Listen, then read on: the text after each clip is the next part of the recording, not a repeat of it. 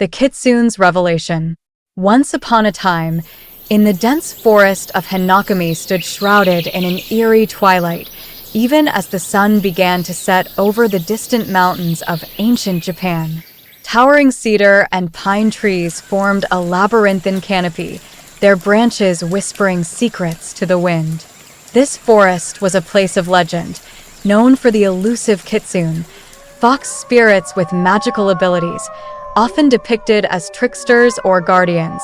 Amidst this natural cathedral, a young woman named Aiko threaded her way through the underbrush. Her kimono, once vibrant with hues of crimson and gold, now bore the scars of her journey, tears from thorns and stains from mud. Aiko's eyes, dark and determined, scanned the shadows for any sign of her missing brother, Haruto.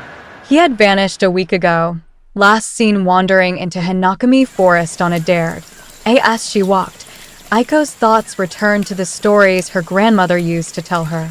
The story about the tales of Kitsune, a fox with multiple tails, each one signifying a century of life and immense power. The most powerful were said to have 9 tails and the ability to assume human form. Aiko couldn't help but wonder if these spirits had anything to do with Haruto's disappearance. A sudden rustle to her left snapped Aiko out of her reverie.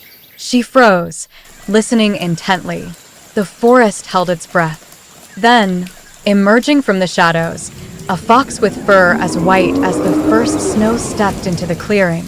Its eyes, a striking blue, locked onto Aiko's. She felt a shiver run down her spine. This was no ordinary fox. "Who are you?" Aiko whispered, more to herself than expecting an answer. To her astonishment, the fox seemed to smile.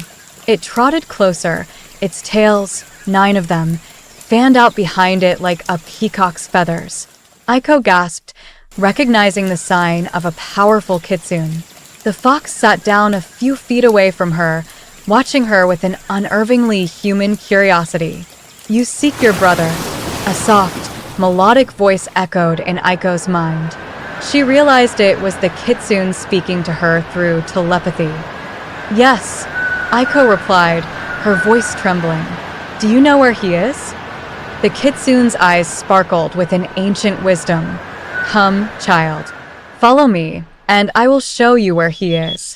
Aiko followed the white kitsune deeper into the forest. The light continued to fade, and soon, the only illumination came from the fox's luminescent tails, casting an ethereal glow on the path ahead. They reached a hidden grove, where the trees formed a natural dome, and the air felt charged with magic. In the center of the grove stood a torii gate, ancient and weathered. Beyond it, Aiko could see a serene pond, its surface reflecting the twilight sky. The kitsune led her through the gate, and she felt a tingling sensation as if she had crossed into another realm. "This is the boundary between your world and ours," the kitsune explained, now in a form more human, a beautiful woman with fox ears and 9 flowing tails. "Your brother ventured here, seeking something beyond his understanding." Aiko's heart pounded. "Is he alive?" The kitsune nodded. "He is. But he is under the enchantment of my kin. To free him, you must prove your worth and courage." The kitsune explained that Aiko would need to pass 3 trials to save her brother. Each trial would test her in ways she couldn't imagine. The first trial was one of bravery. She was to retrieve a golden feather from the nest of a tengu, a bird demon known for its fierce temper and deadly claws. Armed with only her wits and a small dagger, Aiko set off for the cliffside where the tengu nested. The journey was treacherous, with steep paths and loose rocks. As she climbed, the sky darkened and the wind howled, carrying the cries of unseen creatures. Reaching the nest, Aiko found it guarded by a massive tengu. Its red face and sharp beak glared down at her. Summoning all her courage, Aiko waited for the right moment. When the tengu spread its wings to take flight, she darted forward, snatching the golden feather and narrowly escaping the demon's wrath. Returning to the grove, She presented the feather to the Kitsune, who smiled approvingly. "You have passed the first trial.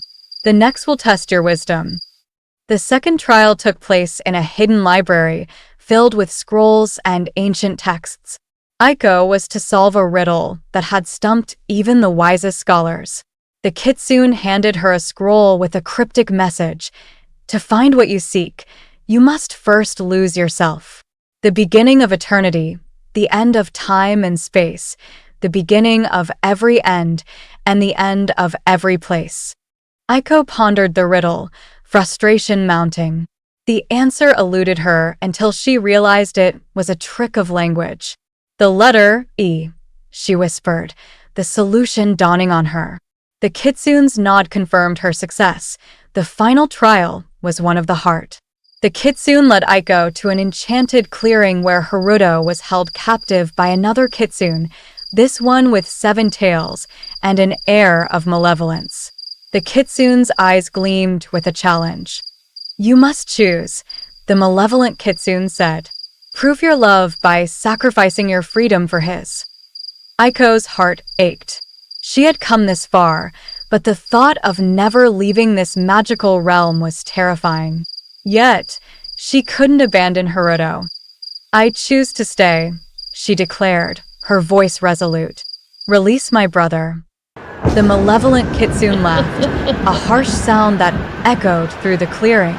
But the white Kitsune intervened, her 9 tails flaring with power. "Enough," she commanded. "Aiko has proven her courage, wisdom, and love. Release the boy." With a snarl, the malevolent Kitsune obeyed, vanishing into the shadows. Haruto stumbled forward. Free at last, Aiko embraced her brother, tears of relief streaming down her face. The white Kitsune watched, her expression unreadable. "You have succeeded, Aiko," she said. "But remember, the bond between our worlds is delicate. Tread carefully." Aiko nodded, understanding the weight of the Kitsune's words. She and Haruto followed the fox spirit back to the torii gate. As they crossed the threshold, the grove faded, and they found themselves back in the familiar forest, the sun rising on a new day.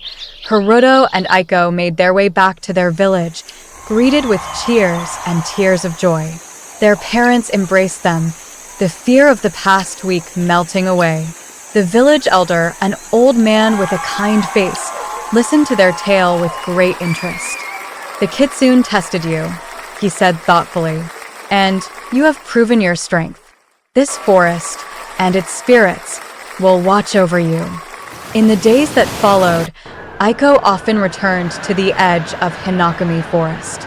She would sit and listen to the wind, feeling a connection to the mystical realm beyond the trees. Though she never saw the white Kitsune again, she knew the spirit was watching over her and her village. Aiko and Haruto's bond grew stronger, forged by their shared ordeal.